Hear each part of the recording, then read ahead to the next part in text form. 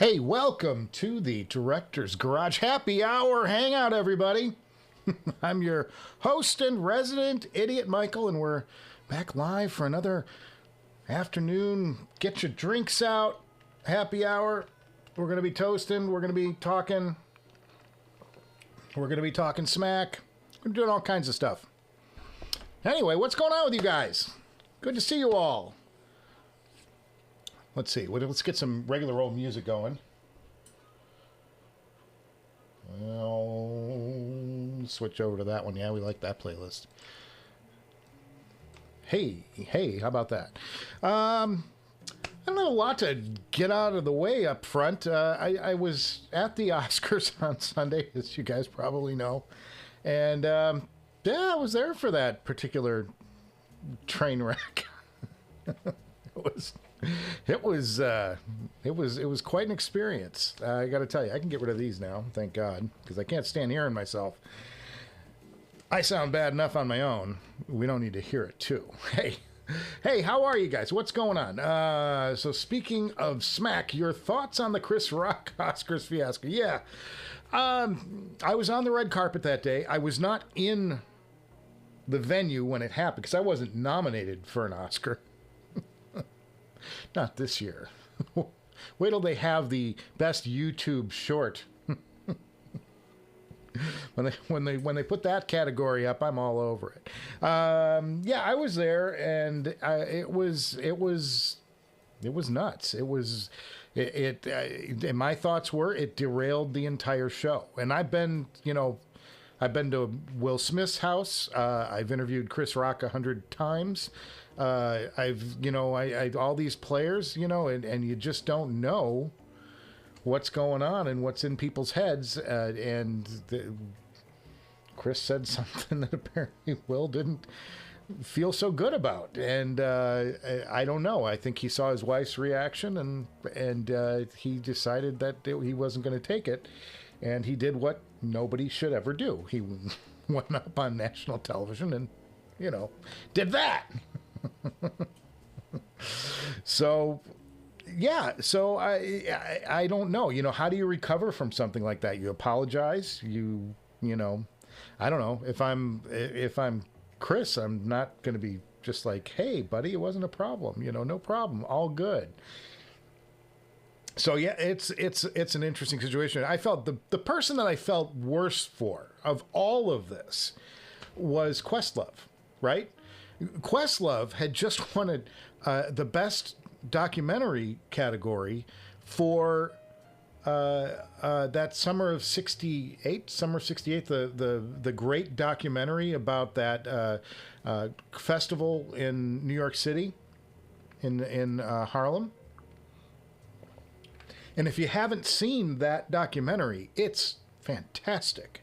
I mean, it's fantastic. The performances and Sly and the Family Stone and just one after another. Fantastic 2 hours of great music. I watched that on my own before I even knew it was going to be nominated for anything. Let's get rid of the headrest. So I felt really bad for him because he became like an afterthought. And I'm like, here, this dude, he comes up with this awesome content and unearths this old film and just spectacular, and nobody cares. Nobody, you're not going to remember 50 years from now who the heck won that Oscar. He went up there and everybody's just still in shock over what happened 2 minutes before his name was announced. So we'll see. The more interesting thing to me is the playbook by most celebrity standards when you go through something like this is you go and you do a sit-down interview and you talk about how sorry you are and you have attrition and you have that, in the old days it would have been Barbara Walters or Diane Sawyer or something. Well, they're not around, so maybe you do Oprah or whatever. Will came up with a better solution. He's going to do it on Red Table Talk, which is his wife's show. So you're kind of closing the loop and making this all self-promotion, which they're going to get a big bunch of viewers for that next Red Table Talk when it drops. And, you know, it's clever and it's going to draw viewers, but man, it's like you're just piling on, you know, the problem part. So kind of interesting, kind of an interesting situation. Yeah. Questlove, such an artist. I know. I mean, the roots, jeez, you know, and that, and how great is he, you know, on Fallon? I mean, just so clever and, you know, witty and bright and smart and, you know, everything you want to see in somebody who wins an Oscar, and, you know, bam, nobody will ever remember, you know. So that's a shame. Hi, Michael. Hope you can sell. This is Nephilim81 says, hi, Michael. Hope you can sell off some more gear to try out the D8000 or D8000 Pro edition by Final Audio. I can tell you right now, I will not be auditioning the D8000 Pro because I'm not interested in a reference space. I want at that price, you got to impress me. I'm not looking for reference. They're very relaxed in tuning. Sorry, I'm burping, guys. Had some soda earlier with lunch before I went on the air, because then you guys don't need to see me eating a turkey sandwich. It's not good for anybody. They're very relaxed in their tuning without sacrificing detail. I think you'll love them. I'm sure I will. You know, the issue is this. The headphone that I've really got my eye on is the X9000, the SRX 9000 from Stax, because I want to get that in here so I can do a shootout with the Carbon. That interests me, and I really want to hear it with the Blue Hawaii. So, which is right behind our, it's hiding back here. Behind our computer. What's on the computer? I want to show you something. This is something, and I got to do a little screen magic here. I'm going to go over to the computer screen because I can. And, oh, the MacBook is once again... No, it's here. It's here. It's right there. No, I don't see the MacBook Pro. So hang on. I'll do a little configuration while I'm talking. And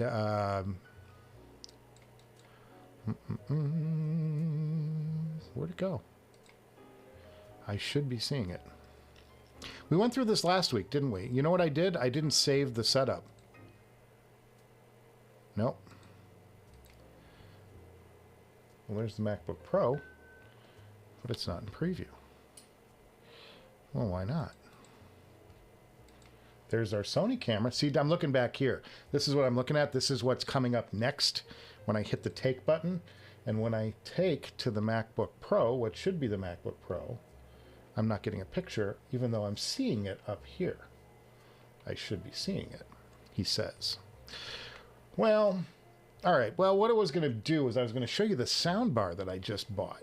I have, yeah, I know, sound bars, right? But in the living room, I don't like to stack it full of gear. I used to have the whole surround sound thing and the 7 channels and all that. But when we moved into this house, the current home of the director's garage, I changed it to a sound bar to kind of keep some sanity in the living room. And the room isn't as big as our old living room and doesn't really have the nooks to really stick the speakers in and you know, make it all work. So I went to a soundbar, but I went to a really expensive soundbar, and that's what I wanted to show you guys. If I can get this thing up, and let's see what's happening in our mapping. Input 2, input 1. All right, and if I do that, let's see then what happens. Hey, we got it. I knew I'd see. Remind me to save at the end of the show so we don't have to go through this again. So here, I'm going to go to this. This is the... I got to pull the mic over so you can hear me. This is the Panorama 3 by Bowers and Wilkins. And now the original Panorama went for about $1,800, and then they came out with the Panorama 2, which I skipped because, you know, skipped those generations. And I just bought this one, the Panorama 3, which has now got like Dolby Atmos enabled, Alexa compatible. I mean, this thing looks like the shit. And really impressive. I'm going to mount it on the wall under the TV so it kind of looks really cool. And that's going to do our new sound. And it does a remarkable job at surround sound faking it. Just being up against a wall. So it does a really nice job of that. It's also got Bluetooth in it. You can stream. I mean, it's got all these features. It's much more, much more robust than the original Panorama, and it's thin. You can see there, it's a super thin design. I think it's kind of cool. So I ordered one of these. It just came today, but it's not going to get installed for a while because the director here has a number of projects sitting ahead of it that has to get done before this thing's going to get on the wall. So it's sitting in a box now, but I got to do that. So anyway, so that's like my equipment update for the day. And I'll go back. Hey, we're back on camera. See that? So that's kind of cool. I'm kind of excited about that. And I want to hear what improvements they've made, because that original Panorama is now 12, 13 years old. It probably goes back to 2010, 2009. So yeah, really excited about that. That's coming. Okay, so slap. It is everywhere. I can't escape it. I know the slap. I'm tired of talking about it too a little bit, but it's my first time I've done anything on camera since the Oscars. The next episode, the next regular episode, full episode of the Director's Garage has been shot already, and it's about halfway through editing. I'm doing the sound cut right now. I can tell you that it is an unboxing. There's a good surprise in the middle of it. Pardon me. There's a good surprise for the unboxing, which I'm super excited about, and I think you guys are going to love it. That's coming. I'm hoping to get that out by Friday, but I'm heading to Vegas this weekend for the Grammy Awards, and I don't know if it's going to be done in time. I'm going to try, but everything gets pushed back. That Blue Hawaii is a beauty. Yeah, that Blue Hawaii. Man, I'm telling you, head amp, right? Man, head amp does great stuff. Very much, very impressed by head amp. And I've got the GSX now too, the Mark II here. Totally bitchin' stuff. And this is just, this is a thing of beauty right here. That Blue Hawaii, which is now currently kind of sitting idle. Let's double check our music real quick. Make sure we're all good. Everything's sounding good today. I hope everything's sounding decent. What else have I got for you guys? Oh, t-shirt. Yep. Talking Heads. This is from the 1980 album, from Remain in Light. This is from that tour. And I just saw on the web today, somebody had uploaded an old sound check of theirs from like 1976. I think it was before their first album even came out. And it's very raw. It's just a three-piece band at that point. It's Tina, David, and the drummer. I always forget the drummer's name. Help me out, somebody. But it's just the three of them. They're a trio, and they're playing, and they had played. Psycho Killer was already written, and they played Psycho Killer in the set. But to hear them broken down to just three instruments was really interesting. It's very raw, and you have a new appreciation of what a great bass player Tina was, or is still. But God, her chops were amazing because she's so isolated in the mix on this thing. So look it up. It came. I say, you know what? I did save it to something. I'll stop talking. Let me see if I can find it real quick, and I'll tell you what. I'll give you the channel to go to, and it would be under what I want to watch next, or saved something or other. MJD, your videos. Watch later. I'll put it under one of those YouTube things, and the channel is it's Talking Heads Live at the Kitchen, 1976. So check that out. You don't have to do it now because we're here. Hello. That'd be rude. I'll get back to you, director. But yeah, Talking Heads Live at the Kitchen, 1976. Check that out. Really, really cool. I am a Stax.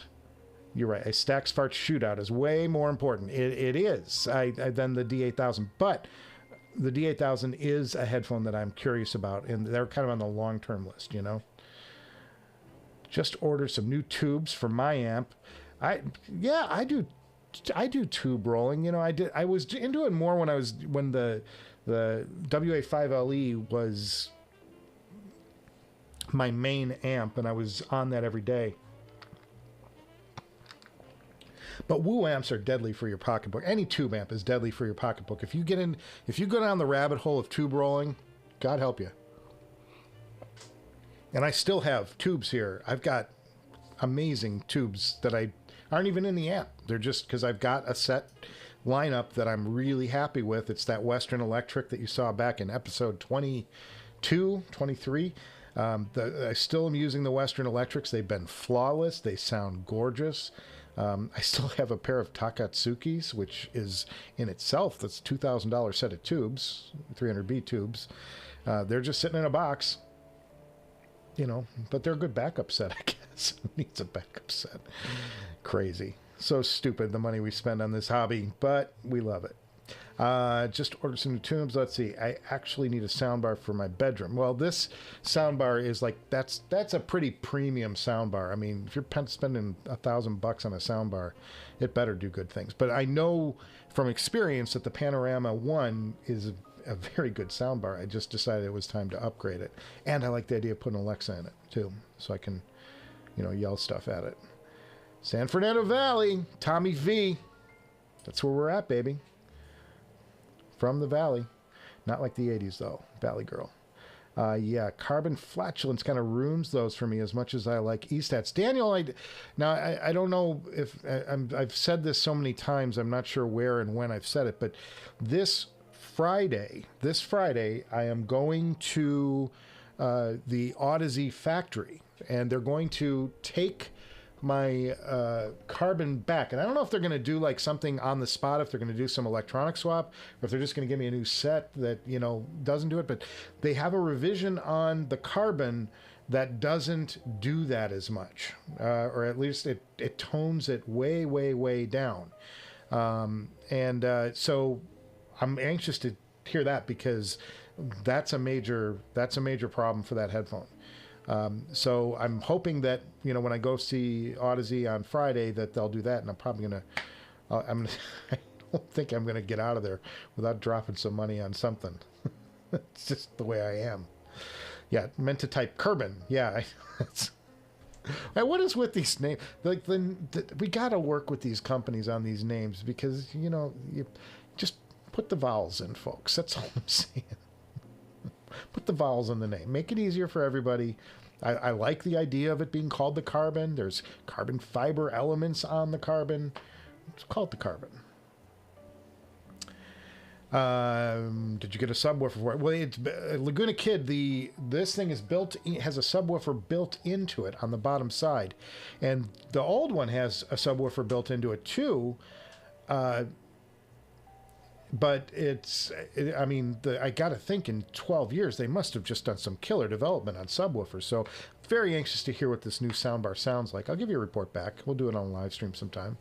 But very, very interested in it. And I like the sleeker new design. The old one was more like that Zeppelin that was so famous of theirs, the Bowers and Wilkins Zeppelin. You put your iPod, the old school iPod would sit in the Zeppelin, and it would, yeah, this is the same idea that they did in a soundbar. It's kind of that. Not quite as oval shaped as the Zeppelin, but it's pretty cool. And I have a subwoofer on my Genelecs, because my Genelecs are 8040s, and the woofer is 5 inches, I think, on this, 4 inches. I forgot. It's been so long. 4 inches. Probably 8040 would be 4-inch woofer on it. But Genelec makes a specific subwoofer for this system. And if you look at it, there's dip switches and all sorts of shit you gotta to get it all to work. It's like it's an involved setup, but man, it sounds phenomenal. Like when you're mixing and when you're really, you know, and you can tune it down. You can, you know, there's all kinds of things you can play with on the Genelec subwoofer. It's integrated into the system, but they are not cheap. There is nothing about Genelec that's cheap. You gotta wince when you buy, and you know that it's going to be here. this speaker setup has been in my possession since probably 2005, but they sound phenomenal. They don't age. They sound great. They get better with age, much like me. Let's do... got a mobile fidelity of SACD of Los Lobos. Yeah, that... You're talking, that's like a core record for me. Kiko, he's referring to. That's from Nephilim 181. Yeah, that Los Lobos album is one of the best recordings, period. It is a great test recording. I'm talking about Kiko. Kiko, which is phenomenal. I use it all the time for checking out bass stuff, and it's fantastic. And so yeah, and I've got that same thing, but I have it on a record, so I don't have an SACD player. Oddly enough, I have one SACD that I bought by accident and I never returned. I have Brothers in Arms from Dire Straits on SACD. I accidentally clicked it. I wasn't paying attention. It was probably late at night. I was tired, bought it, and it came, and I'm like expecting the mobile fidelity, mastering, whatever. And this is an album that, you got to have a good excuse to buy the record of, because it is one of the very first records, not the very first, but is one of the very first records that was recorded in digital, mastered in digital, and distributed in digital. It's a true DVD recording. So to go DDA doesn't make a whole lot of sense, but there you have it. I'm a fool. I like records. But yeah, so I have that SACD, but I don't have an SACD player.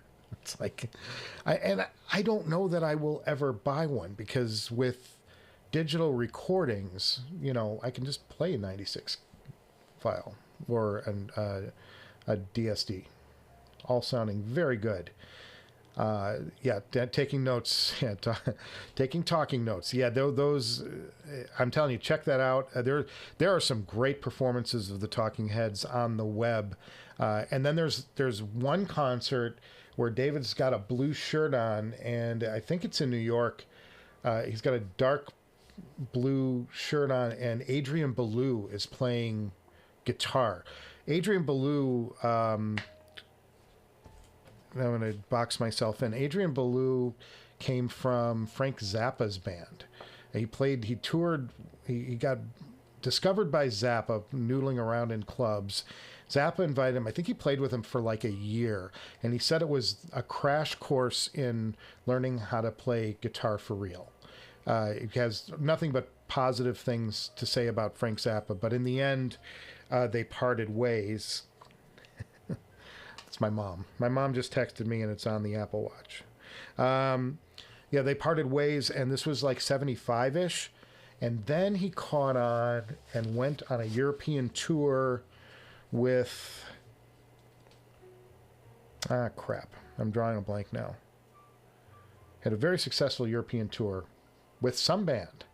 And then when he came back, on that tour, he met Brian Eno, who produced Remain in Light. And Eno was with the band and said, hey, he was working with them on Remain in Light, and said, I want to bring this guy in to play guitar, because he plays all of these kind of like animal sounds and stuff. He can make the guitar do these crazy, amazing effects, and they would fit so well with this record. So he brings him into the studio, and I think they were recording this in the Bahamas, as I recall. And Adrian plays that, and then he stuck on for that tour for Remain in Light. The rumor goes that Tina actually asked him to stay on as the lead singer of the band, because David and the band weren't getting along too well, and he said, no, I don't want to get mixed up in the family dynamics of that, and he went on his way and did his own thing. He actually went on to go to King Crimson. He toured with King Crimson and played on their albums for like 10 years, like the 1980s version of King Crimson. Great legendary guitar player, fantastic stuff. But Adrian Belew plays on this record. He's the lead guitarist for that, and he plays the solos anyway. history. Okay. Sorry, I go down these rabbit holes of music history, and I love the way all of that stuff ties together. And wow, he did this, and the reason that album sounded so great was that they brought in Adrian Belew, and then he skedaddled, and and Speaking in Tongues sounds like a very different record from Remain in Light, because they don't have the same band lineup. B&W Zeppelins were great. Yeah, they were. I was thinking about this on the way home today, because I was thinking about what am I going to talk about today, because I'm like, I don't know. I never know. We're just sitting here sucking back some drinks, talking stuff. Cheers, everyone. We're halfway there. As a helicopter circles overhead. Yeah, and I was thinking Bowers and Wilkins to me is like the ultimate expression of consumer audio. Like if you elevated consumer audio, that's Bowers and Wilkins to me. And it's like, that's not a knock on them, or it's not a dig at them in any way. Their stuff sounds so good. It does, though. It's that V-tuning, and it sounds magical and wonderful, but it's not, I don't put them necessarily, until you get into their super high-end speakers, I don't put them in the same category as some of the other companies. The P7 is an excellent example. The P7 is a great consumer pair of headphones, and they're elegant and belching again, sorry. They're elegant and beautiful, and they sound great, but they're very consumer. It's a very consumer sound, very much in the Apple AirPod Max, whatever the hell those things are that I'll never own. Are you planning to film your visit on Friday? Yeah, I would love to. I have a feeling that Audeze is going to be frisking me and strip searching me before, and that is not something anybody wants to see. Yeah, before I go through the doors. But we'll see. Maybe they'll let me shoot some stuff. That would be cool. What are my top 3 headphones? I don't know that I have... I don't have a list. I don't have a ranking right now. I did a shootout 6 months ago, but that's all turned on its head because I have so many new headphones here and headphones that I've heard since. So I can tell you that, in those top 5, I would say the Utopia is still relevant. The Susvara is certainly up there. The Abyss 1266 is up there. The LCD5 is up there. The Meze Elite, those are all great. And until I do the shootout, I won't have a top headphone. My inclination, I said this at the beginning of that last shootout that I did, the Uber shootout, and we're heading into it. For those of you who don't know, I'm moving toward, as soon as I figure out this stacks situation, because I want the stacks to be in that next Uber shootout. I just have to afford it, so I'm selling stuff off. As I get that together, will determine what the winner of that next Uber shootout is, and I'll tell you exactly what my favorite headphone is over here, because I'll spend weeks with them going back and forth, listening to different tracks, listening to passages, listening for nuances and things that I enjoyed.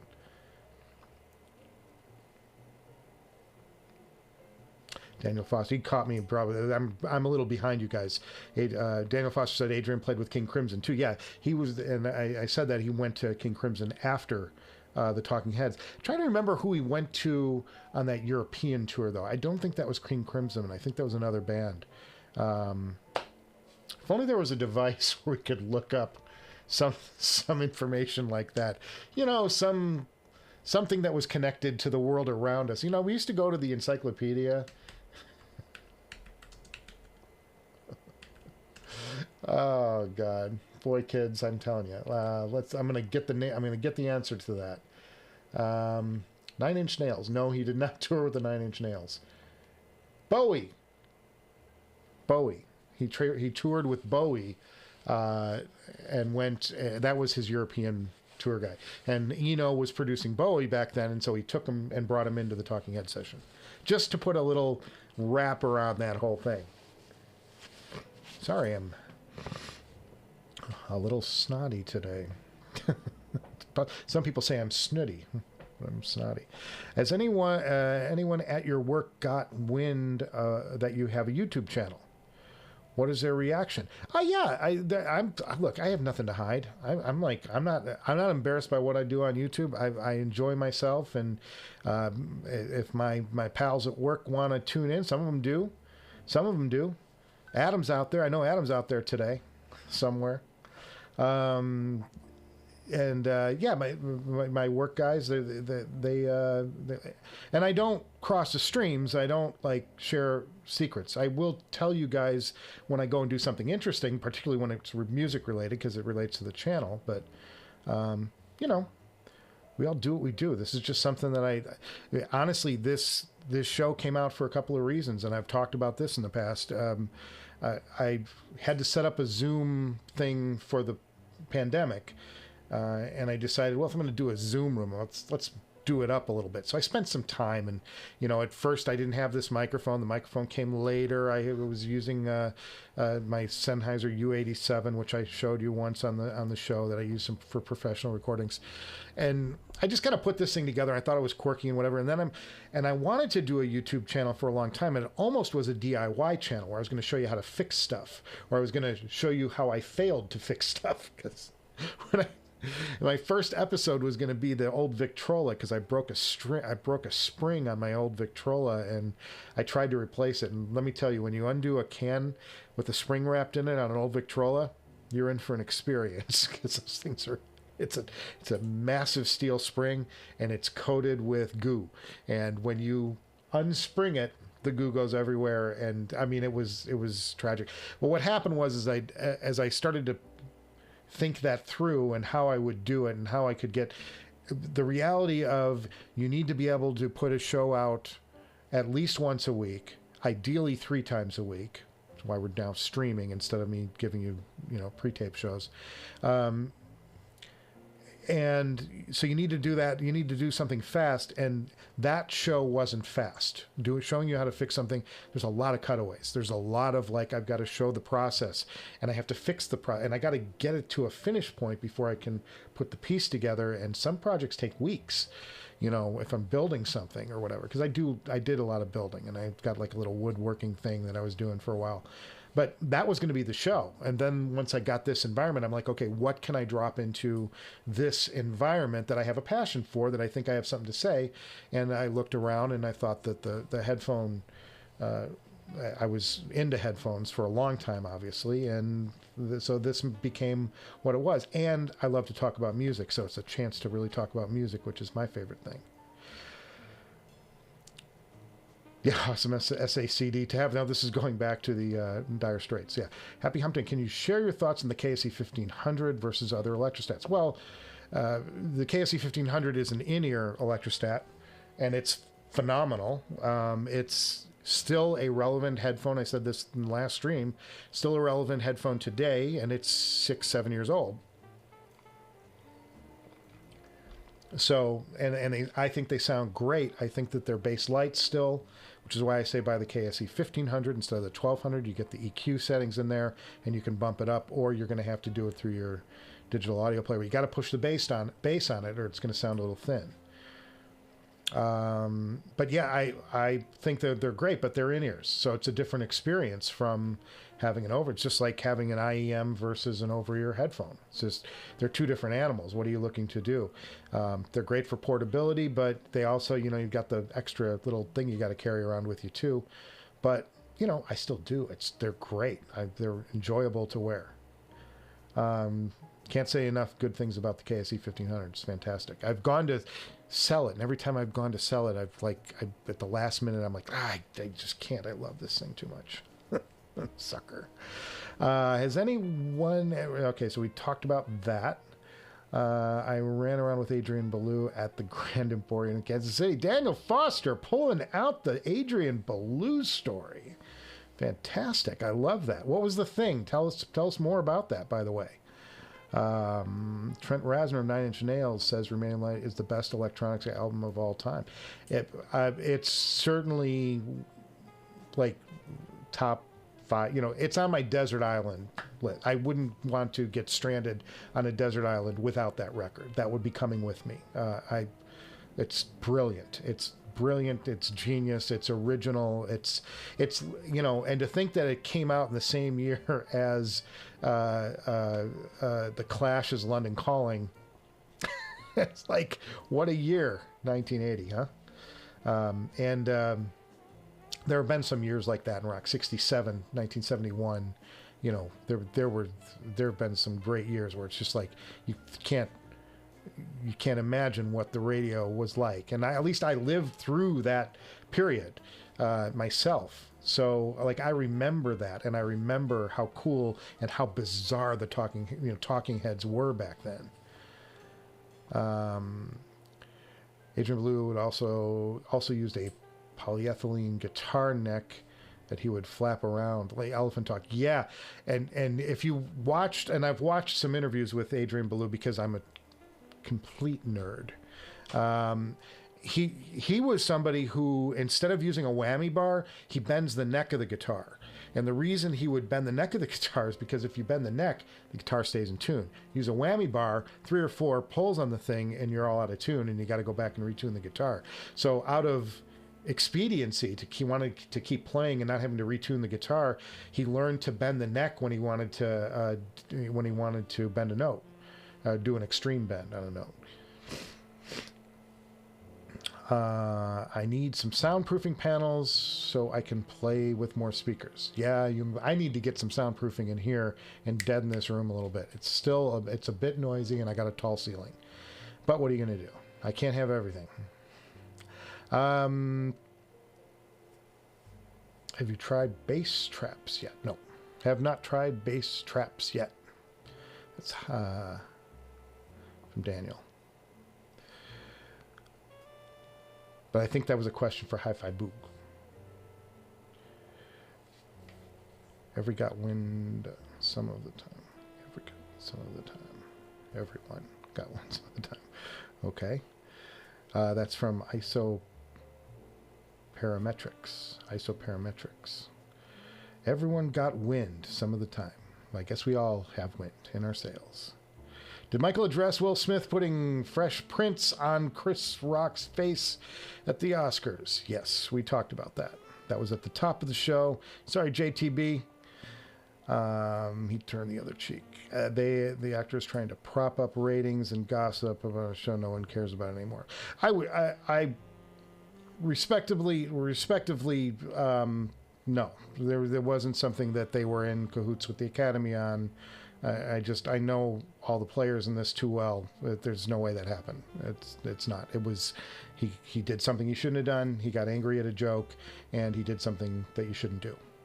But to think that it was all choreographed. That this has been a nightmare for the Academy. I promise you. Michael, any metal bands you gravitate towards? I wasn't a speed metal dude, and we had, when I was in high school, we definitely, that we loved metal, and we loved, but I liked the earlier classic heavy metal. I was going to put an asterisk on that because technically classic heavy metal would be Deep Purple and Black Sabbath and, that kind of thing. So that to me is actually classic heavy metal, and I like those bands. There's nothing wrong with any of them, but like the classic heavy metal 80s, when heavy metal became actually a thing, and we had Headbangers Ball, which was just a riot. I think I liked the stuff that was a little more musical. I thought that the Scorpions, they were more like they were metal, but they were not like the extreme metal. They weren't thrash metal. They weren't speed metal. There is a branch of metal out there that's like aggressive, and it's out there just for the expression of the release of all of the sound at once and all of that. And I get it. It's not something that I tend to go for. And we talked about this last weekend on the Headphone show. Ginger Hermit, thank you so much. That's most kind of you. Cheers to Ginger Hermit. He just made us a little donation. Very appreciated. But so we're talking about this on the headphone show on Andrew's show the other day, and he and I talked about Nirvana, and he's not a Nirvana fan, which we all need to take him to the woodshed for it. No, I'm just kidding. I wasn't a Nirvana fan until I heard their acoustic music, and the acoustic music became a good on-ramp for me because I got to see how they were structuring their songs in a simple, broken down way that I could palate. Now, I'm sure there are music lovers who could get onto the Nirvana train much easier and just heard it and heard all of the stuff that I needed an acoustic version of it to appreciate. And once I heard what they were doing and how he was structuring stuff, I went, oh, I get it. It was like, this isn't just noise. It's not just like this burst of aggression and anger. There's actually structure here, and he was actually doing things. And the nuance of how he was doing it, he was just using this very complex language, and then he was wrapping it all in grunge. So his structure and the tuning, the scales he was using, the modes he was using, all that stuff was very complex. It was actually really impressive, and you understand the genius of Kurt Cobain when you start looking at that stuff.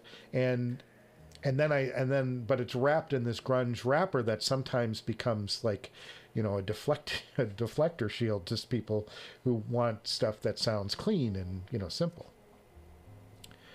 So metal genres, I was more of the musical stuff. I liked the Scorpions. I thought that they had drive stuff and they had emotional stuff, and that all sounded good to me. Iron Maiden was good. They were a little more on the aggressive side, but I still liked them. I wasn't as much into Dio, but Dio's good. Metallica was a little, again, Metallica is the generation after me, really. Even those guys are my age. I was a little ahead. I was always hanging with the older folks, and like the Scorpions and those guys. That was who I was turning to. By the time Metallica came around, I was sort of in my own lane, and I was still into classic rock through all of that. Led Zeppelin, The Who, Pink Floyd, huge Pink Floyd head. And of course, and I was so into that 80s sound, the sounds of the 80s when things started to branch off. I think the quality of the recordings went down in the 80s, but the quality of the music branched off and went into some really interesting directions that kept me fascinated throughout that entire decade. I loved it. I loved REM. I loved what U2 wound up doing after they got out of their With or Without You kind of phase, and they went off into the industrial thing with Achtung and all that. And I love the industrial sound that came out of the 80s. And bands like Ministry, I don't know, Al Jorgensen's band out of Chicago. Check out Ministry and All Day and Every Day is Halloween and all those stuff. Man, that's such good stuff. Fantastic. Assault was crazy, but the bigger travesty are these Hollywood phonies who cry about everything. Well, honestly, in that moment, I don't think they knew what to do. I didn't know. I think they honestly did not know what to do. What do you do from that? And I think in the days since, everybody's just trying to sort it out and sort out their own feelings. Are you a fan of the 70s Brazilian music? Honestly, Laguna Kid 24. Michael, are you a fan of the 70s Brazilian music? Not as familiar. And it's one of those ramps, one of those lanes that I just haven't gone down.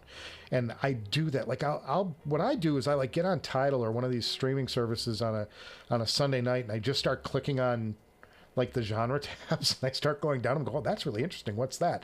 And then I investigate the whole thread, and then I report it back to you like I'm some kind of genius, but I'm not. I'm just discovering the stuff that's been around and awesome for years. JTB just got the HE1000 SE. Best headphone I've ever heard so far. There's a case for that. I don't know the SE. I know the 1000 V2, and that was the predecessor to the SE. I can't imagine they screwed it up between the V2 and the SE. I still today miss that headphone, and I miss what that headphone does. I would just say that the Susvara is like the ultimate expression of the HE1000 SE or the HE1000 V2, for better or worse. Certainly the SE and the V2 are much easier to drive, and you don't have to go through all the shenanigans to find something that really brings that headphone to its absolute peak, you know. Immediately sold his HD800S, which sounded like an average $500 headphone. I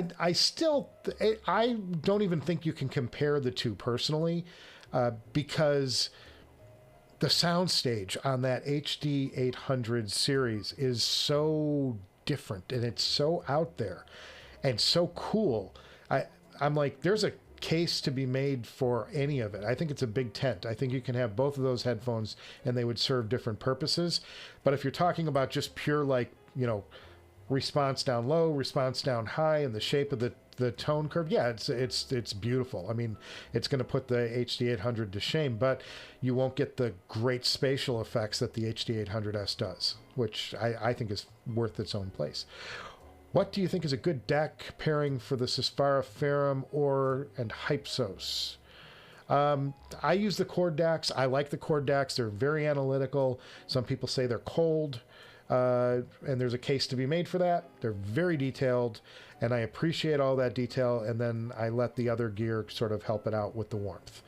But I'm like, I want the DAC to give me everything that's possibly there, and then let the rest of the electronics sort of do what it does to it.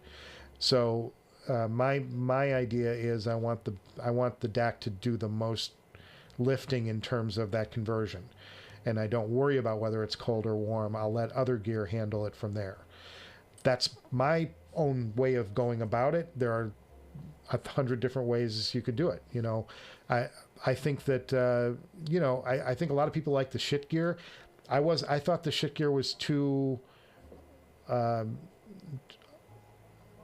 under detailed for what I came to expect out of especially the Yggdrasil. I thought that DAC didn't impress me because it wasn't as detailed as the Chord stuff. But somebody who loves the Iggy will tell you the Chord is so cold. How could you possibly like it? So and there's a case to be made for that. You know, I think it's all comes down to what you like. British metal rules, yeah, of course. Judas Priest, another one, you know, fantastic. Ginger Hermit says, and I didn't want to bury the lead here because he did give me the nice tip. For a beverage on me, thanks for sharing your videos and all the work that goes into it. Ginger Hermit, let's all tip our glass to Ginger Hermit. What is your recommendation for an energizer for the Carbon? So the Blue Hawaii for me is the ultimate expression of that. And I will tell you, and I said this in that video, I am not an electrostatic specialist. I've had one energizer. That's it. I've got the Blue Hawaii because I decided I was going to buy something great and not mess with it. And so by most consensus, this is one of the best, if not the best, energizer you can buy. Some people will say that, you know, the Woo stuff is better. I wouldn't argue it one way or the other, but I'm not going to be buying a Woo stack just to compare energizers. I'm not into doing an energizer shootout at this time. maybe when this channel has got 1 million subscribers, we'll start doing that stuff. What is the best headphone you liked but would not pay for it? Ooh, that's an interesting question. This is from Alex Store 77. Best headphone that I liked, but I would not pay for it.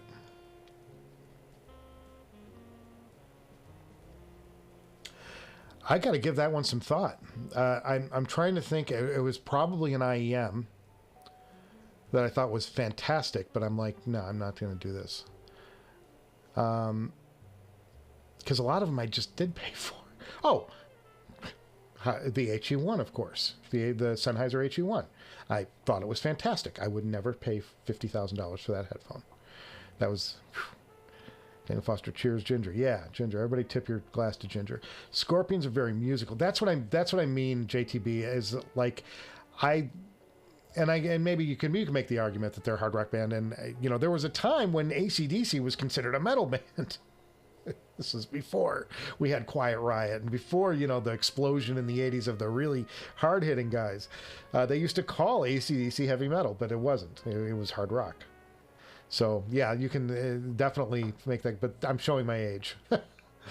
Do you purchase music or only use streaming services? If you still purchase, what stores do you use? Most of the time, well, I do a few things. I still buy records. I buy albums. And for albums, I go all over the place. Sometimes it's eBay, and sometimes it's just, Elusive Disc has stuff, and Discogs, and I've gotten them from all over. Music Direct, a very good place to buy music. When it comes to digital, though, I tend to go to HD Tracks or Acoustic Sounds, which who also makes great records, by the way. Acoustic Sounds, their records are like in the absolute of the reissues. They make the best stuff. It's fantastic. So so Acoustic Sounds or HD Tracks, and that's pretty much all. I don't buy CDs anymore. I haven't bought a CD in 20 years. 20 years, 10 years. Overstating it. I love to overstate things to make a point, though. Okay. Streaming services, I'm using currently Tidal, and I know we talked about this, I think, in the first live stream. There's a huge, crazy amount of negativity towards MQA and what MQA people did, and those bastards lied to us, and you know, they were claiming that their stuff was lossless, and it wasn't. And yeah, they were. And you know what? It still sounds great. It's the truth. It sounds good. I mean, listen to MQA. Listen to just close your eyes, put it on, and tell me if they don't sound great. MQA sounds great. Is it what they said it was doing? No. And they should be taken to the woodshed for it. But it still sounds really good. It's the truth. It sounds good. It sounds great. Nirvana covering David Bowie's The Man Who Sold the World's one of my favorite. Yeah, that was great. Man, that was a great recording. Agree, JTB. Skinny Puppy. I don't know Skinny Puppy. Sorry. Love Ministry. You surprised me. Yeah, and Ministry. Fantastic. And they had some eras too, man. They went some crazy directions.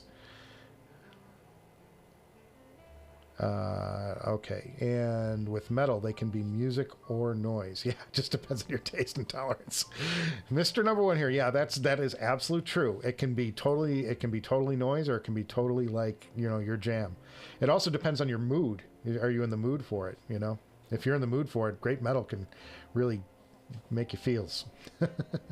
Any suggestions on a dongle DAC for IEMs? I don't have anything to tell you there. I don't know any, and I can't tell you. I wish I could. I can't. I could make something up. Tell you the Dragonfly is great. Everybody says Dragonfly is great, but I honestly don't know. I haven't heard it. It is still relevant even with the Susvara. Adnan, I agree with you. I think that the HD800, it's a big tent, and there's room for all of these headphones in them. And I'm sorry I can't keep all of them all the time. I'll be selling some off. I have a feeling I know what's going to happen in the next big shootout, but until I do it, I won't know for sure. And the last time I went in expecting something, and my results of the shootout were entirely different.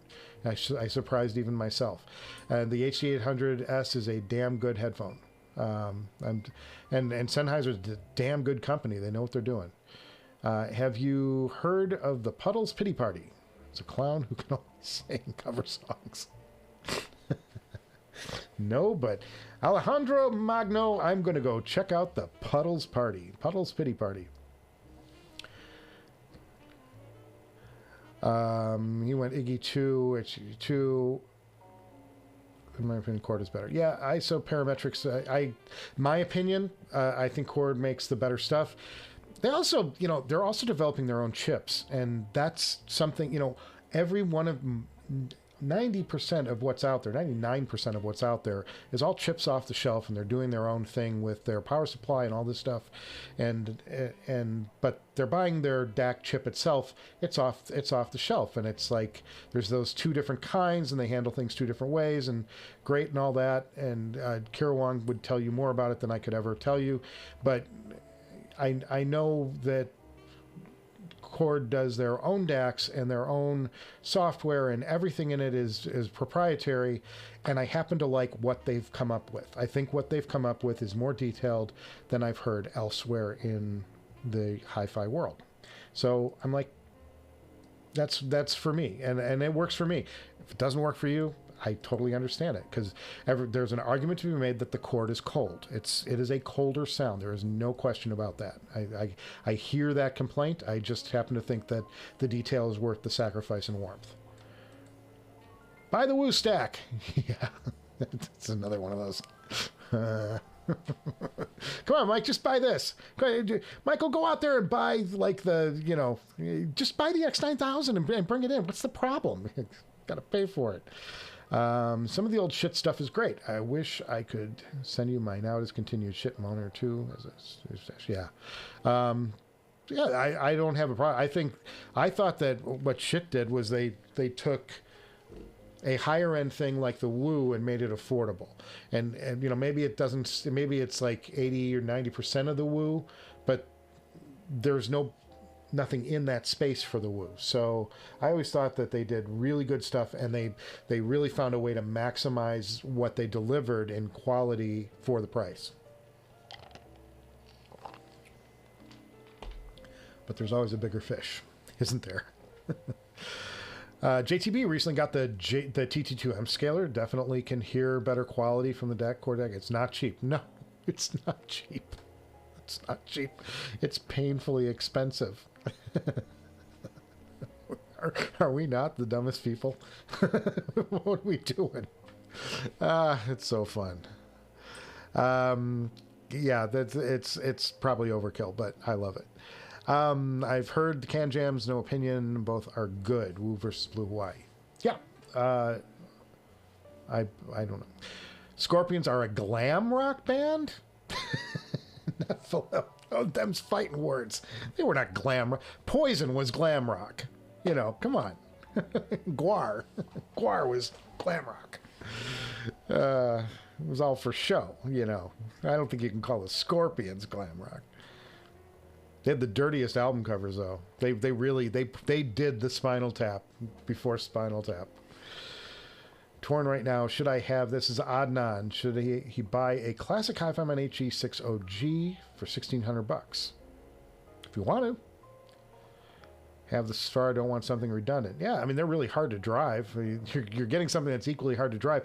I never spent much time with the HE6, so I don't know how they compare with the Susvara. I will assume, being as old as they are, they're not going to come... Because, what Hifiman did was they started going thinner and thinner on those diaphragms, and you get the transients and the speed and the detail went up as they went thinner and thinner and higher in tension on those on the diaphragms, on the membrane, as they say.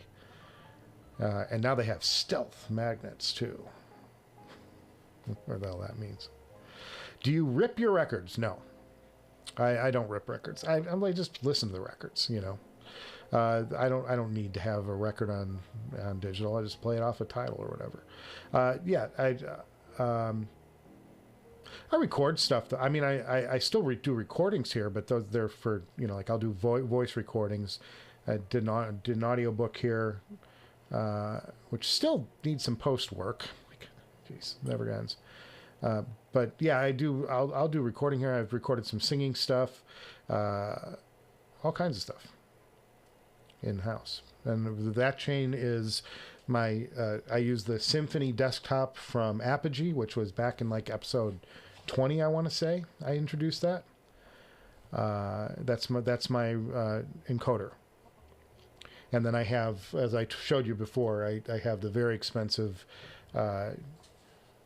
Universal Audio LA610 to do the mic pre, to give it that zhuzh.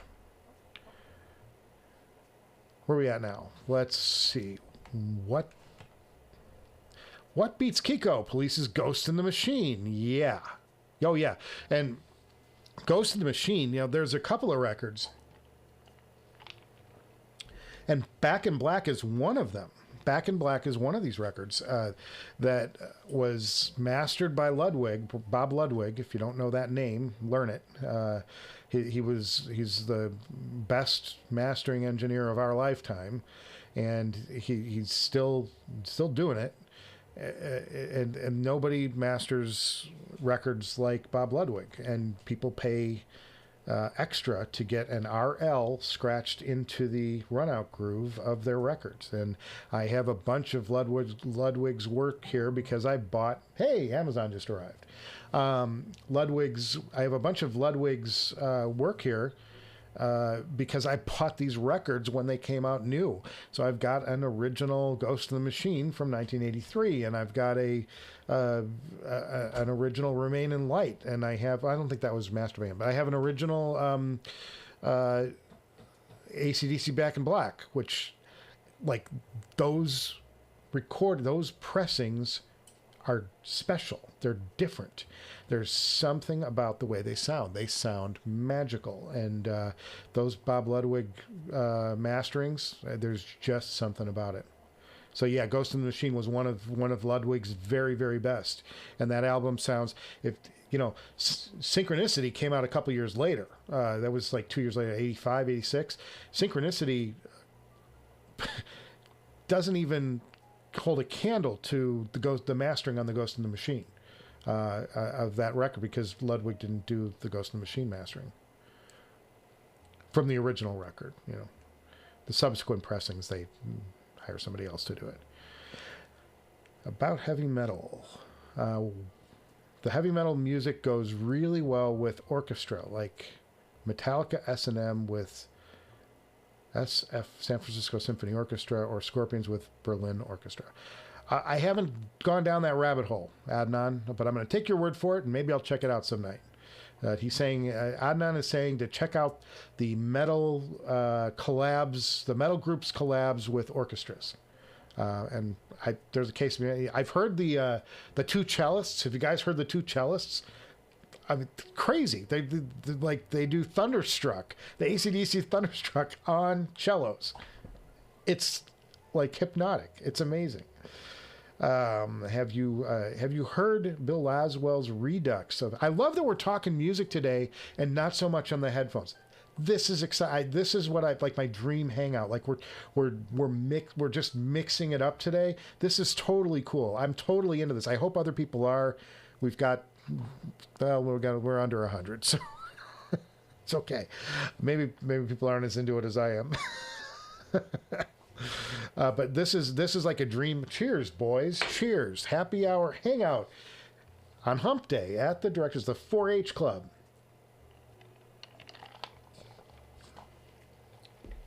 I love that we're talking music. Have you heard Bill Laswell's Redux version of Tony Williams' Lifetime Turn It Over? No. I have not. It's on YouTube.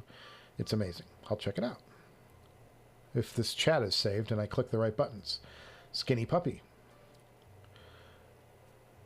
Damn, late again. Audio Fool. You gotta show up, man. Start looking around 3 o'clock. I don't know. Some days it's going to be like 4:30 on Wednesdays. And sometimes I can't do Wednesdays at all. This Wednesday, I was down. I was in it to win it. I got home and I said, I'm rushing home, and we're going to do a live stream today because this week, like, it's 6-day work week, 6-day work week, 6-day work week, and I'm going crazy, and it's all work. You can tell because I haven't been getting the episodes out regularly, and that's when I'm going nuts. So I've had Oscars last Sunday, I've got Grammys this Sunday, off to Vegas.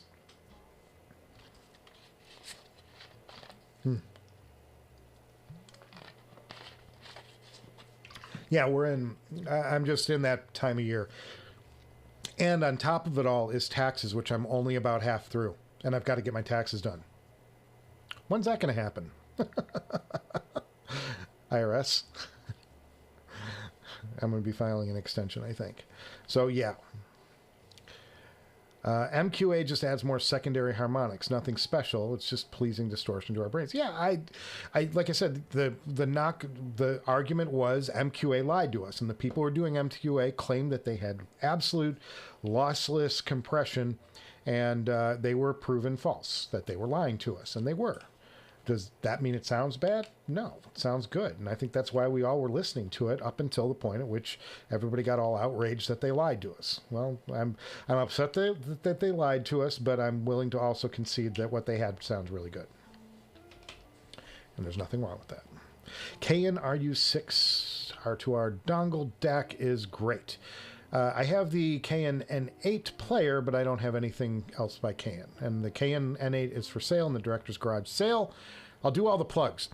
Director's Garage sale down below. I've got the Cayin N8 there, and I've got the Drop Mr. Speakers Ether CX closed edition that's selling for, I think, $650, $675, something like that. It's down below. Those are my two Director's Garage sales at the moment. There's probably more I need to list. If you're interested in those, I got them for good prices, and I'm just trying to build up enough to get to what's next. To hopefully get into that stacks or something else. But it's the stacks is really the ultimate goal here. So those two are for sale. Also, you can go to Audio 46. If you guys watch the regular show, you'll know this. Audio46.com has a deal with me. If you enter the coupon code Director's Garage, all one word at checkout, you can save up to 5% on most of the items that Audio 46 carries, which is a really good deal if you're buying something that costs $3,000. 5% of $3,000 is a lot of money. So it's really good. So I'm doing those plugs, and then Linsol, you can click on the things below, and you can also do Amazon for me. And that's just to support the channel. And I don't do subscriptions, and I don't do Patreon. That's stuff where you just give money away monthly. I may do that someday. I'm not saying I won't do it someday, and Godspeed if that's how you're making your living. I appreciate it. I just feel like you should get some value for your money, and I appreciate it more if you guys get a product. If you buy something and I benefit, that's great. You get something anyway. You're getting a product. You're not just giving me money, which is appreciated too, but I feel better about it. Like, my conscience sleeps better knowing that you actually got something out of supporting the channel. HD800s are spatial gods. They certainly are. They're fantastic. That's Nephilim again. Mike Danilo. Vinyl recommendation, Nina Nastasia Blackened Air. Sounds really great album. I don't have it, and I'd have to check it out. Stealth magnets are probably a Hallbach magnetic arrangement. Stealth magnets are, I think they're voodoo, but they're my kind of voodoo. Ludwig is classic. Quincy Jones, another great, but Quincy didn't master records. I mean, the thing about Bob Ludwig, his job was to master records. Quincy was a producer. He is a producer. I don't know if he produces anymore, but I was up by his house not too long ago. He's got a very nice house. Michael Jackson records wound up being pretty good for old Quincy. And he was a big success before Michael Jackson. Synchronicity was okay, but Zenyatta Mandana's a monster. Oh yeah, that's. I favor earlier Police. I just love that. There is something special about Ghost in the Machine, and I don't know that musically it's a better album than, say, Zenyatta Mandana, Regatta de Blanc, Outlandis D'Amour, all those earlier Police records. I don't necessarily think that they're better musically, but the recording of that album was special. It is a special sounding record. But for music, yeah, I think there were better stuff. I mean, I love Zenyatta. Don't stand so close to me. Da. Great stuff. Happy Day, music appreciated. Yeah, it's all about the music in the end. Quincy Jones. I play brass, woodwinds, strings, bebop, punk. Yeah, and Quincy is a master. Quincy knows it all. And I've had the pleasure of interviewing him probably a dozen times. I never went to the studio with him, though, which is a shame, because that's really where you get to see, some shit. You really get to see some shit when you go into the studio with guys. You start to see their brain working and starts hearing their thought process, and that's really, to me, that's the interesting part. You start to see the wheels start turning and the creativity start to flow and the ideas and the exchanges happening. When you witness that. That you start feeling the magic and why people love making music for a living. And there's a part of me that always wanted to do it. I've been doing work for this. I got out of work for this. I ran home and left my work early. I'll probably have to go back to it later tonight. Log back in and do some more stuff. But we're back in the office now, by the way. Like the days of sitting at home and logging in and stuff, those are going away. Yeah, I'm back on. We're back on the lot daily now. So I have to sit at a desk. I got to be there at 7 a.m. I'm getting up at 6:15, going to bed at 2 in the morning. It's a journey. Ignoring cheers to you, ISO Parametrics, let's all tip our glass to ISO Parametrics for ignoring his work. Work will always be there later anyway. Iron Maiden's Power Slave, Somewhere in Time, and Seventh Son are masterclass of 80s metal. Oh, yeah. Iron Maiden, I mean, they're just phenomenal. God, I love that stuff. But Team Rock or Team Smith. Honestly, I don't care. I don't care. I don't. I mean, whoever wants to come on camera, I'm all for them.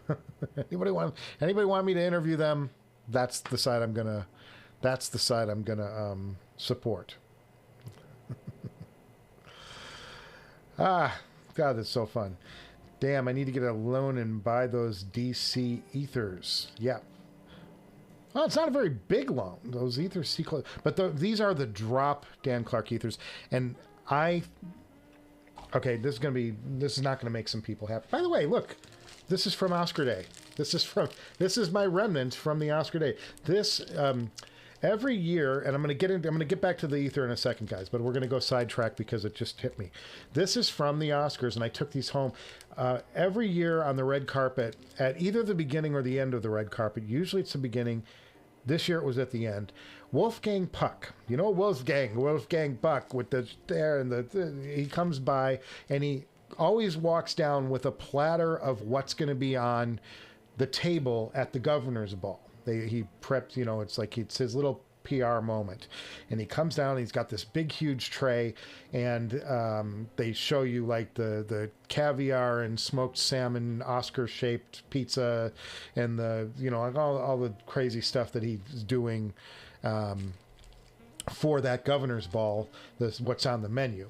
And then the guy behind him, his little assistant, comes around and he hands out these, and these are gold dusted Oscars. And they're actually dark chocolate. You can eat them. It's like edible gold. So yeah, he handed me, one. I'm standing right there, so I took one. My wife likes dark chocolate, so that was going to be a surprise for her, but she's not watching this. Why would she watch this show? So yes, there you go. But back to the Dan Clark audio. So I listened to, here's the thing. Zeos. We all love Zeos. Zeos recommended said, buy the drop version of the Ether CX closed. And I'm like, okay, well, if I'll take his word for it. He said they're every bit as good as the other one, maybe even better. Okay. So when I went to Can Jam, I went into the Dan Clark room, and you saw that on that video when I did the review, the Can Jam, my little Can Jam show.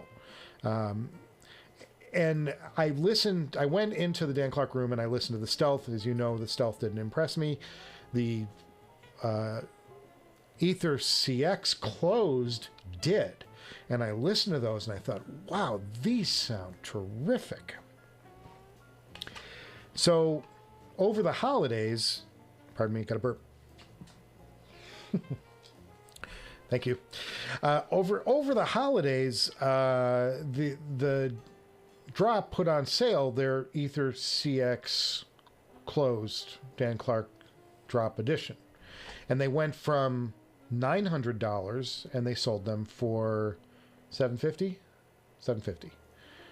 So, you know, they knock $150 off or whatever. And, you know, so I'm like, okay, that's a sale that I want to take advantage of. So I bought them and I wore them and they're bright.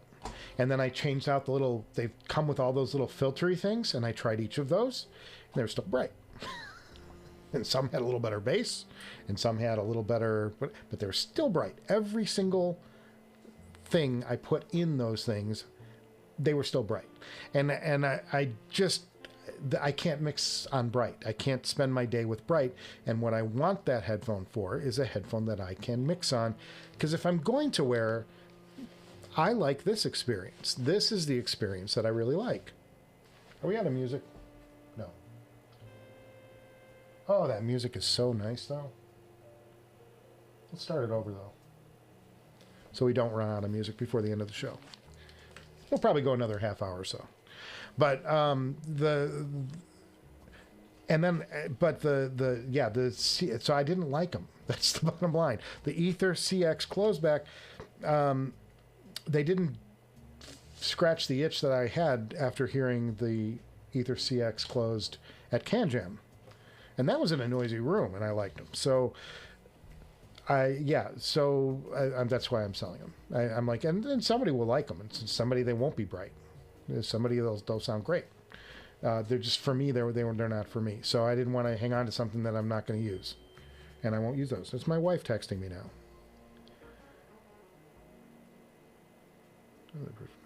Okay, that's for later. We'll deal with that when we get off the air.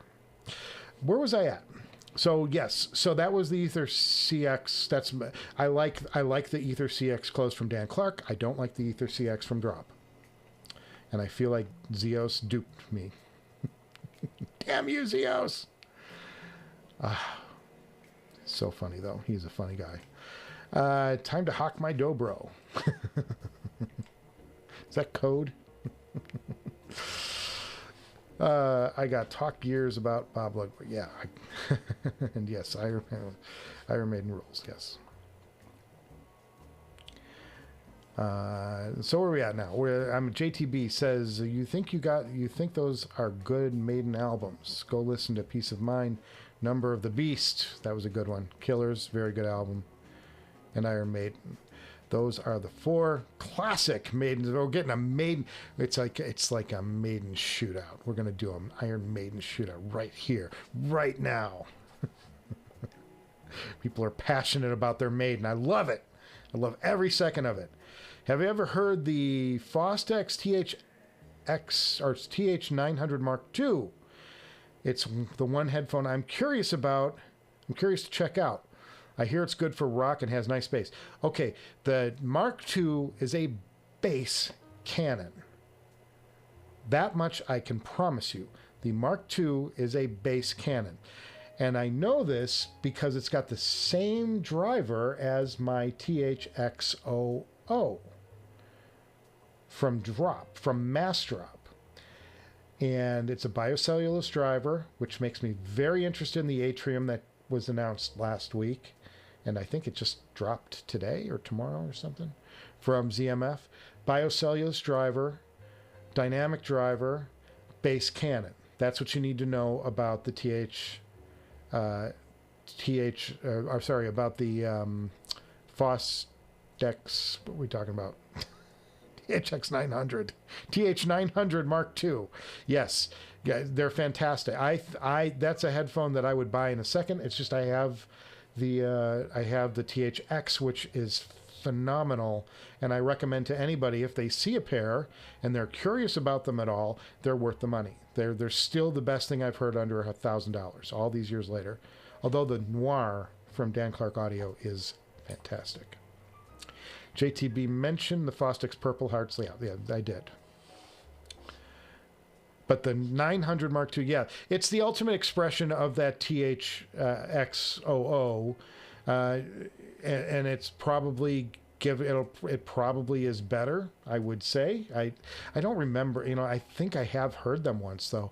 They gave me the same vibe as my THX00, and I have the THX00. So there's nothing wrong with finding it. And if you can find a Mark II, those Mark IIs are selling. You can get them for $1,000. You can find a used set on Headphone for $1,000. I've seen some for like $900. Yeah, buy them. Check them out. You're not gonna lose money at $900 on the thing. At worst, you lose what, $100 for an experience? Yeah, totally. I'd buy a used set of those. Did you test drive the new LCD XC? No, I'm going to try and get to those Friday. That's one of the ones on the list, and it may be one of the ones I'm walking away from Audeze with on Friday. It's one of the ones I want to hear. Got a couple. Dominic Green, if you don't know, I'm going to Audeze on Friday. I'm going to the factory in Santa Ana, and they're going to show me around. And they confirmed with me on Monday, so I don't think it's an April Fool's trick, although it would be a really good one, and I'd have to kind of laugh if they did lock me out. Have you spent any time with the RME ADI 2 DAC? No. I'm curious about it because it's got the EQ in it, and I don't EQ, as you know, and I've told you why I don't EQ. It's mostly because it's for your benefit.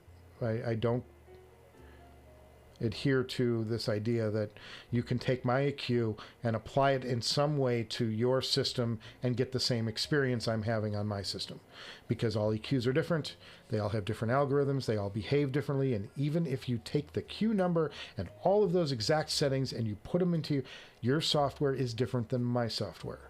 And how do I know that EQs are different? Because I've got probably 3 dozen different EQ algorithms on my digital audio workstations here, and they all sound different regardless if you copy settings. They all sound subtly different, and you will never replicate, unless you're using the exact same signal path and the exact same software, you will not replicate my EQ settings on your stuff at home, so why bother?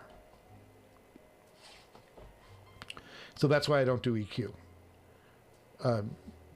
But I'd be open to doing it as experimental for me. I just don't think it's something I should incorporate into reviews at all. I don't think, because there's no point. I'm telling you to do something you can't achieve on your own.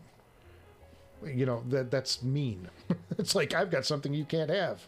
It's horrible. What a horrible thing to do to somebody. Text your wife. Sounded like a 1K hertz tone. Yeah. I'll text her back when we get off the air. She understands that I'm go live on Wednesdays sometimes. And the XC for a few, JTB had the XC for a few months, and they are excellent. But the weight finally wore. I hear they're heavy. But I could use a workout. Can you share what you do for a living? Of course. If you watch any of my episodes, you'll know what I do for a living. I'm a director. We talked earlier about the Oscars. I was at the Oscars. I'm going to the Grammys this weekend. I leave on Saturday. Run for the hills! Ah! Let's just run for the hills for the hell of it, ISO parametrics. Have you ever tried any of the Victor closeback headphones? No, I have not. Those are up in the Susvara range. I haven't heard them. Somebody's got to get them to me because I can't afford another Susvara, folks.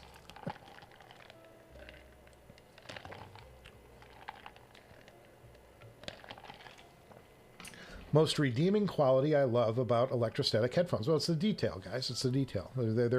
They deliver a speed that planar magnetics can come close to matching, but they can't match.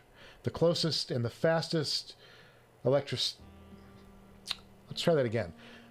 The fastest planar magnetic headphone currently, I believe, in my opinion, is the LCD5.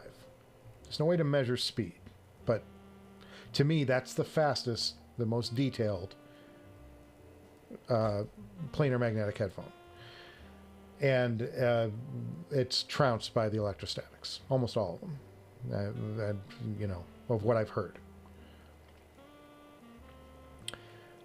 So it's the detail. The detail is what you go for the electrostatics. And, because they don't have the bass. They, generally don't have the bass. The Carbon has bass, has good bass. Not the best bass, but it has good bass, which makes it, to me, like a top tier, like competing for that top tier. Wait, that Fostex is back. Time to get a loan. Well, no, the 900 never went away. It's the HD, it's the XOOs from Drop. Those are the ones you got to buy used, but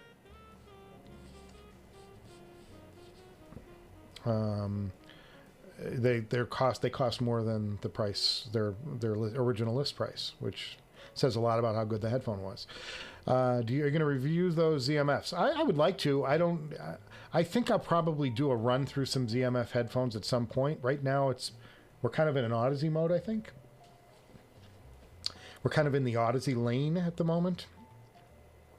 I think I've been kind of doing a run through their headphones. So, and I'm enjoying it. It's been, tremendously educational. I'm impressed with what Audeze has shown me in the 2 headphones I've reviewed of theirs, and I'm hoping to get more and hear more and spend time, not just hear them, because you hear stuff all the time. I want to spend some time with them and get to appreciate them and what they offer. Have you Nephilim? Have you tried a tube amp? A tube preamp? Yeah, tube preamp right here. That's a tube pre. It softens the sound a lot. The funny thing is, I work so hard to get the detail in with all of this stuff, and all this stuff does is it pulls all the detail out. So this is the detail part of the room.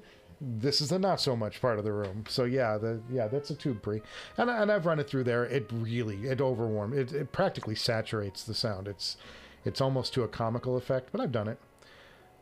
And this is here mostly because it's got a phono pre in it, and I wanted to get the dedicated phono pre, but the dedicated this I got for like $4,000, which you can't touch this. That's the 2600. It's great, and they wanted $8,000 for the phono pre. I'm like, I'll take the 2600, thanks. It's got pretty much the same tubes in it. Maybe not as clean or whatever, but pretty good. And it's, Macintosh. Gotta love Macintosh. How do you not like Macintosh? You can be annoyed by Macintosh, but man, you gotta like it. You gotta appreciate what they do. All right, we're gonna do another 15 minutes or so, and then we'll call it. But we'll go through some of these. Nephilim has the XCs. Yeah, me too. I'm like I think the XCs are something I want to try for sure. They do say that you need to EQ them, and I'm like, that kind of worries me because I don't have really EQ in my chain, which is what that RME would do, but then I give up my gorgeous chord stack, which I'm not going to do. Tell Audeze to bring back the wood cups already on the XC. There's got to be somebody making wood cups for the XC. I'll bet you if you look, there's an aftermarket somebody who's making an XC cup cover, because they were doing it you can still go online and you can buy covers for the for all the Fostex headphones. You can buy natural wood. So there's a company, I can't remember the name of the guy, but he mills them, manufactures. He's probably doing it for the Audeze as well. Somebody help me out. Put it in chat who the guy was. But it's a company. It's a guy. It's a guy who does it. He sells the stuff. He was selling ear pads too for years. Okay, I love my RME ADI DAC. Very neutral. Great IEM amp and decent headphone amp. Rolled into a feature pack DAC. Well, yeah, the RME... if it's the one I think you're talking about, the one with all the little graphy bars that look so cool, that I have envy over every time I see somebody pulls one of those out in a headphone show. Yeah, that one. Just got notified by ABC7 there was a freeway shooting, so stay off the freeways if you're in SoCal. Only in California. So yeah, the Army, I had no problem with it. It's just every time I step up to the plate and I go, that Army, I could do some great EQ stuff with it, and I could do, you know, I can think of purpose for it. I'm like, yeah, if I take this out of the chain, and this is really good. Like, so what am I going to do? I'm going to go down in DAC quality to introduce EQ. I don't know. Maybe that's a trade I haven't been willing to make yet. You know, maybe I will someday. But something to it. Have you tried the Macintosh MHA 200 yet? Nope. And I haven't heard anybody out there try it. Chime in. I have not heard it. They had it at CanJam, but I was in a rush. I couldn't listen to everything. What are the best headphones to wear while listening to Iron Maiden? Probably that THX00. I'm thinking that's going to be a pretty good choice. And I would also say the Abyss. I think the Abyss, with its Bonzo bass, the Abyss is a great headphone for that. That would be an excellent choice. And they look... Wait, I'm going to get them real quick. Stand by. Because no Director's Garage live stream is complete without me going off camera. I mean, come on, guys. If this doesn't scream heavy metal, I mean, look at this. This is like the foundation of heavy metal right here in headphone form. These things look like an Iron Maiden. They look like they could hurt you.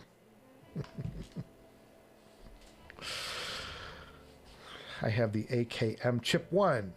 Ginger, I don't know what that is, but I'll take your word for it and appreciate the fact that you have one. Alejandro Magno, I regret to say I have to go. Well, Alejandro, it's been fun. Carlos Santana knows how to make a guitar gently weep. Cheers to Carlos Santana, and cheers to you, Alejandro.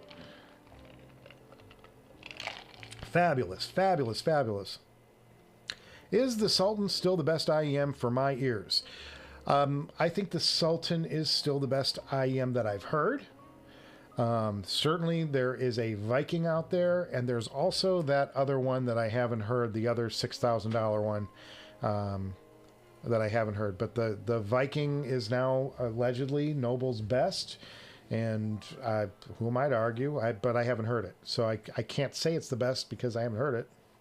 But allegedly, it's going to be up there. It's going to sound pretty good, got to think. And I'm curious about the one I announced at my 100th show, and show 100. The, help me out, guys. What was it called? The old Noble, what you call it? I can find out. I'll look it up real quick. Debuting this weekend at CanJam Singapore. Welcome to my Singapore crowd. I hope you make it out to CanJam and say hi to Jude if he's there. I don't think Jude goes to Singapore, but you never know. Let's go take a look at that. What was that? Not the Cadence. The Chaka Khan.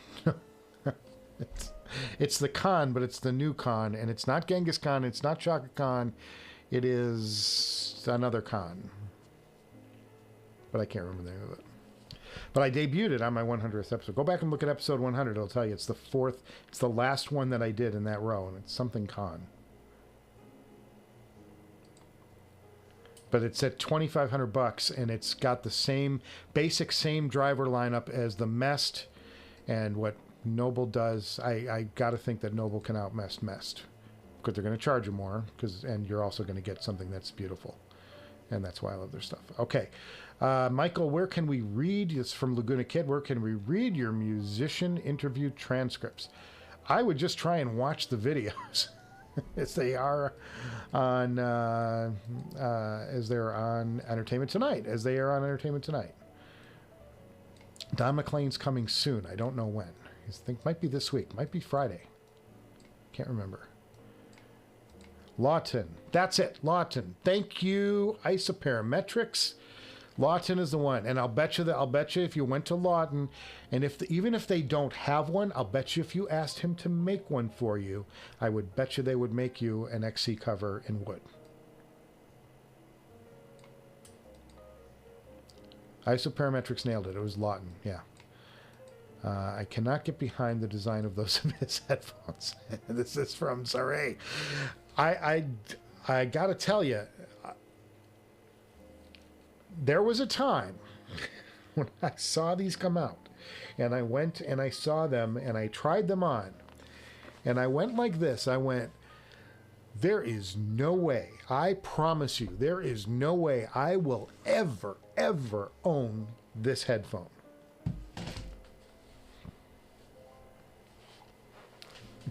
I lied to myself.